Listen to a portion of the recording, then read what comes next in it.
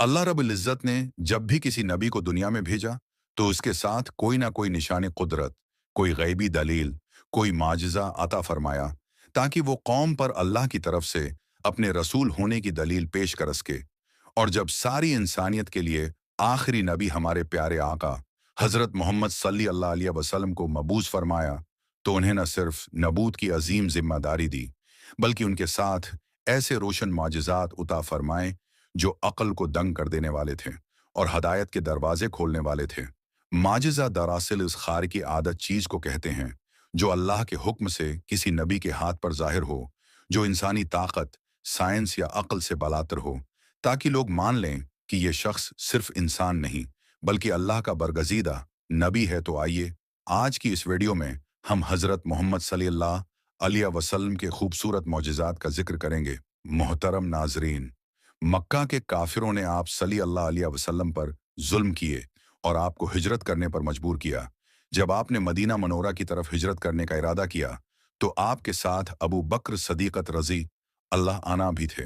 रास्ते में आपका गुजर हुआ मब्द नाम की एक जीफा औरत के पास से, वहां अपने खीमे के सहन में बैठी रहती थी और मुसाफिरों को खाना पानी दिया करती थी।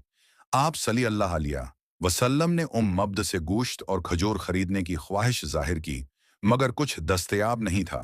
रसूलुल्लाह सल्लल्लाहु अलैहि वसल्लम की नज़र जब मब्द के खेमे पर पड़ी, तो उन्होंने एक बकरी देखी जो दूसरी बकरियों के साथ जंगल नहीं गई थी, क्योंकि वो बहुत लाचार और कमजोर थी। आप सल्लल्लाहु अलैहि वसल्लम ने पूछा, ये बकरी कैसी है? मबद ने जवाब दिया, ये बकरी बहुत लाचार और कमजोर है और दूध भी नहीं देती। आप सल्लल्लाहु अलैहि वसल्लम ने फरमाया किया, मुझे इस बकरी का दूध दोहने की इजाजत है।